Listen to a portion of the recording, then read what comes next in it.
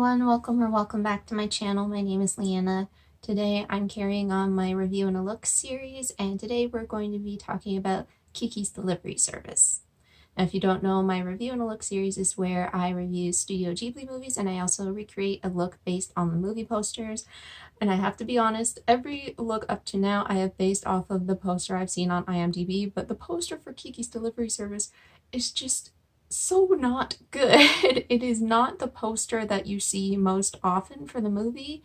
It does not give you a sense of what the movie's about, nor does it really capture the beautiful colors. So I did go with one of the more well-known posters for the movie in order to recreate this look. But anyway, on to our little review.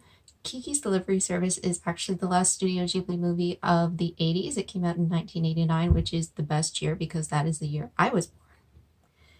It's also the second Studio Ghibli movie I ever saw as a kid, next to My Neighbor Totoro, and it's still one of my go-to movies whenever I'm kind of having a bad day and I just want to throw on one of my nostalgia movies. In the world of Kiki's Delivery Service, there is a tradition that young witches, when they reach a certain age, usually the age of 13, they go off on their own to discover themselves. Some witches are really good at medicine, some are good at reading fortunes. Kiki doesn't really know what her strength is in the world yet. So when she leaves her home to begin this journey with her black cat, Gigi, she's a little unsure of herself. She's not the greatest flyer, she doesn't have the same skills as a medicine woman like her mom, and she can't see the future. What Kiki does know is that she does love the ocean, so when she finds a town near the sea, that's where she wants to belong. Coming across Osono's bakery, she quickly finds a job as a flying witch delivery girl. She also finds a friend in a young boy named Tombo who's fascinated with all things to do with flight and is trying to build his own kind of flying bike, which is really adorable.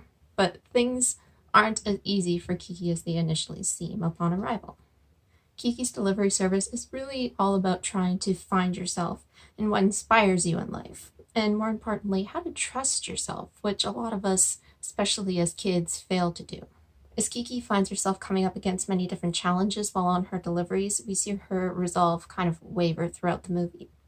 She questions why she's doing this, or if this is even what she's meant to be doing at all. This self-doubt manifests in her inability to fly. She can't even communicate with her cat Gigi anymore, which she used to be able to do very easily.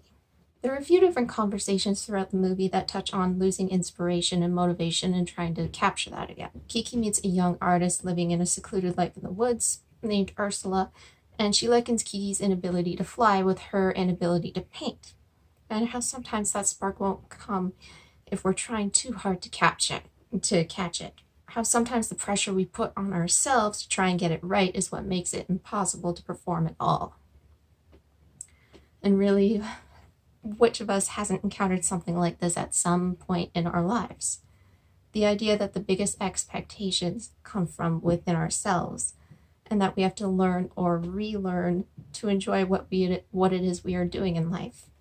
It's definitely a relatable message, particularly in a society where we internalize the idea that we have to be perfect at every single thing we do.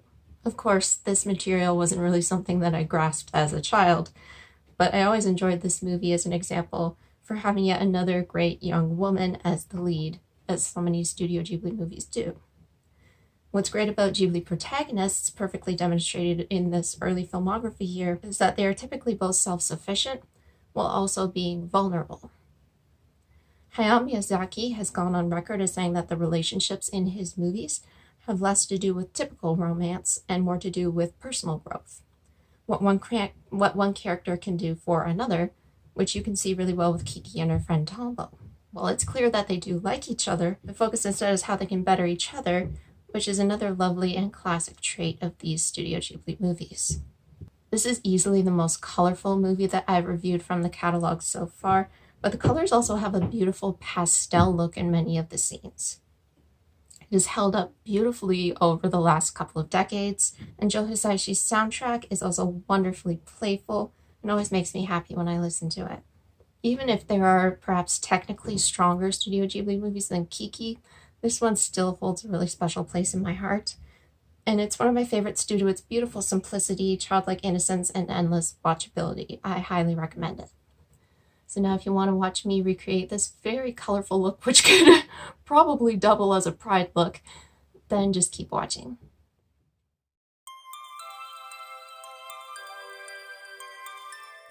I'm starting off this bold look inspired by Kiki's delivery service with a matte green shade on the inner portion of my crease with a thin fluffy brush.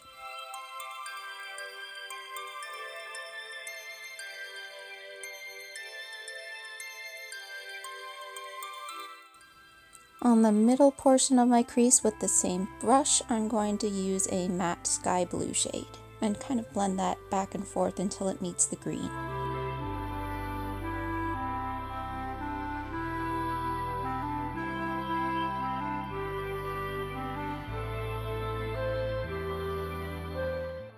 And for the outermost portion of my crease, I'm taking this matte purple shade, which looks kind of purple blue on the skin, and using the same brush, just blending that back and forth until it meets the blue.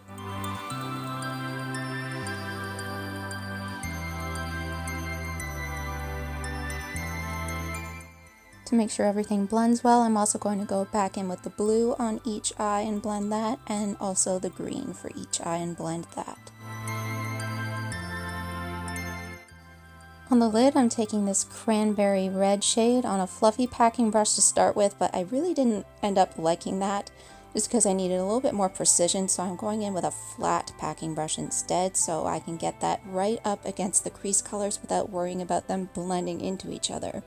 And also I want to leave just a little bit of space on the inner portion of the lid, just like a little blank space. If you forget to do that, that's fine because we're going to be using concealer in a little bit anyway.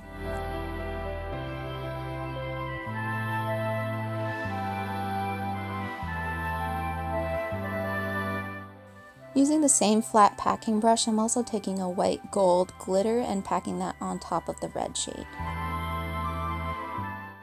Now on a very fine brush, I am taking a little bit of concealer. This is the same shade of my skin. You can go lighter if you want to. And just carving out a very thin line between the red and the crease colors. Just thought it would look kind of neat. On the lower lash line, on a small stamping brush, I'm taking a shimmering turquoise shade.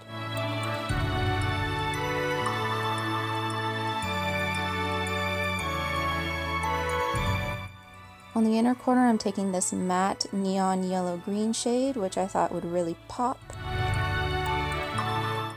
And over top of the inner corner, as well as on the brow bone, I'm taking this glitter Multichrome, which has a yellow, a lime, a pink, and an orange. I'm also going to use this jeweled Multichrome, which is shades of purple, blue, yellow, and orange. On the upper lash line, just using a small brush to form a wing. It did not record me doing all of this on both eyes or doing my mascara, which I did apply. But anyway, here is the finished eye look. Zooming out and finishing the rest of the face, I'm going to use this cream blush stick in a bright coral shade and just blend that out with a stiff brush.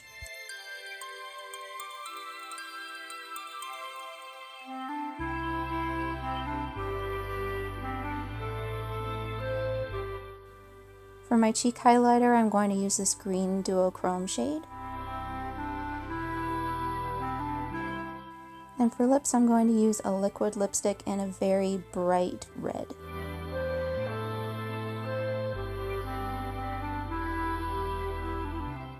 So this is the final look inspired by Kiki's delivery service. I hope you enjoyed this installment of Review and the Look featuring Kiki's delivery service. Next time we'll be moving on to the 90s catalog from Studio Ghibli, so look forward to it. You can click down below if you want to subscribe. If you don't want to, that's okay. And of course, I'll have all of the makeup details listed below, as well as other places you can connect with me. I hope you and your loved ones are staying well, and I hope to see you soon. Bye, everyone.